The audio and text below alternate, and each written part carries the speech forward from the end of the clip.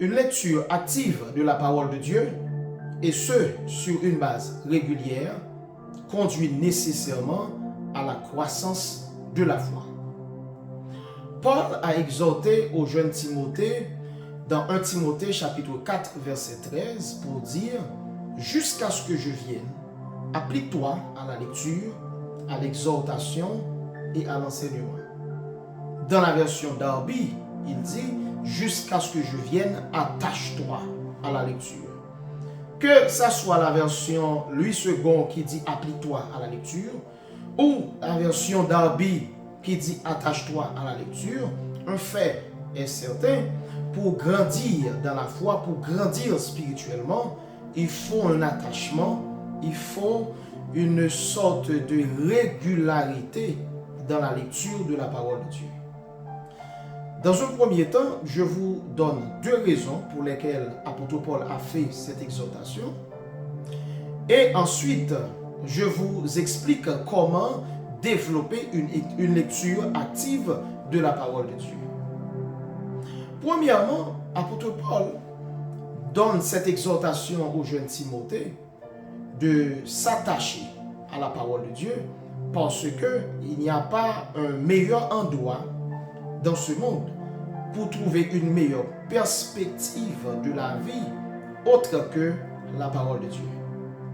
Tous les grands sujets de la vie, que ce soit la famille, la jeunesse, la sexualité, la richesse, tous ces grands sujets-là trouvent une meilleure explication à travers la parole de Dieu.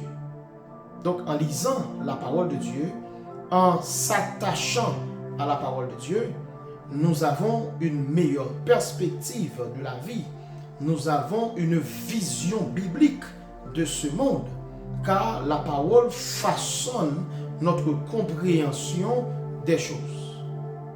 La deuxième raison pour laquelle l'apôtre Paul donne cette exhortation, c'est parce qu'en lisant la parole, elle a la capacité de produire en nous, elle a la capacité de développer en nous la foi qui a été déposée le jour de notre conversion. Donc, l'apôtre Paul exhorte Timothée en ces termes parce que la parole de Dieu, notre seule responsabilité, c'est de lire la parole. Alors que la parole de Dieu, elle a la capacité de nous transformer, mais aussi elle a la capacité de produire la foi, elle a la capacité de développer la foi en nous. Donc c'est pourquoi Paul demande à Timothée de lire régulièrement la parole de Dieu et pour pouvoir développer cette vision biblique du monde, mais aussi cette foi qui ne peut se développer qu'à travers la parole de Dieu.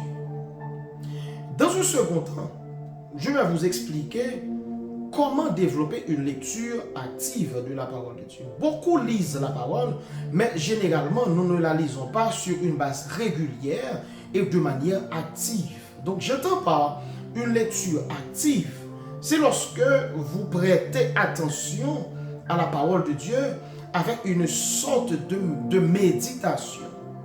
Parce que vous lisez par exemple, si vous lisez Jean 3 verset 16, car Dieu a tant aimé le monde qu'il a donné son Fils unique, etc. Et puis quand vous lisez ce texte, vous avez votre stylo en main, tu soulignes les mots forts, les mots qui te frappent le cœur, tu soulignes ces mots, tu commences par réfléchir et tu commences par te poser des questions, car Dieu a tant aimé le monde. Mais c'est qui Dieu aime? Qu'est-ce que Dieu fait? Qu'est-ce qu'il a fait? Etc. Je commence par poser des questions sur le verset pour mieux comprendre le verset. Pendant que tu cherches à comprendre le verset, Dieu commence par transformer ta vision. Dieu commence par imprégner sa grâce en toi pour pouvoir grandir spirituellement. Mais la deuxième chose qu'il faut faire, il faut lire la Bible sur une base régulière. Quand je dis sur une base régulière, ça peut être tous les matins, je lis la Bible, je lis un seul verset, je lis un chapitre, je lis 5 versets, je lis 10 versets. Donc, il faut que ça soit sur une base régulière, soit tous les matins, tous les soirs. C'est mon temps personnel pour étudier la parole de Dieu. La troisième chose qu'il faut faire, il faut lire la Bible sur une base systématique. Il faut avoir une méthode. Il faut pas venir aujourd'hui, je lis Matthieu chapitre 5. Demain, quand je reviens, je lis Exode chapitre 10. Après-demain, quand je reviens, je lis Jérémie chapitre 1er. C'est pas bien. Tu peux le faire. Mais si tu veux lire méthodiquement, tu dois dire, je vais lire le livre de Matthieu. Tu lis du chapitre 1er jusqu'au chapitre 28. Dépendamment du nombre de versets que tu peux lire dans une journée, et puis tu notes là où tu es arrivé pour que la prochaine fois tu poursuis avec cette lecture.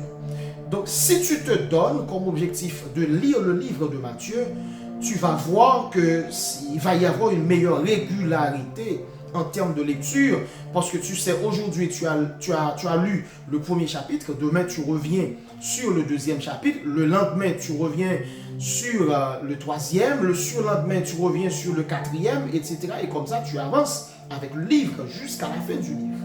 Et avec ton stylo, tu notes les passages, tu notes les versets que tu veux retenir, que tu veux étudier par cœur, et ça va te donner une meilleure perspective, une meilleure régularité de la lecture de la parole de Dieu. Mais si tu lis la parole, aujourd'hui tu es dans un livre, demain tu es dans un autre, après-demain tu reviens sur un autre livre, là tu peux te perdre et ne pas bien comprendre comment avancer. Moi-même, je te conseille vivement, et c'est ce que j'applique dans ma propre vie, je te conseille vivement de lire la Bible livre par livre.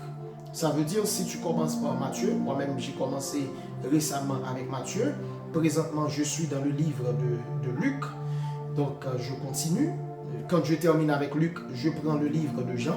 Une fois terminé avec le livre de Jean, je prends le livre des Actes des Apôtres pour continuer jusqu'à Apocalypse. Donc là, je me donne une méthodologie pour lire la Bible chaque matin et chaque soir. Donc comme ça, je vais garder une sorte de régularité. Que Dieu vous bénisse richement et abondamment.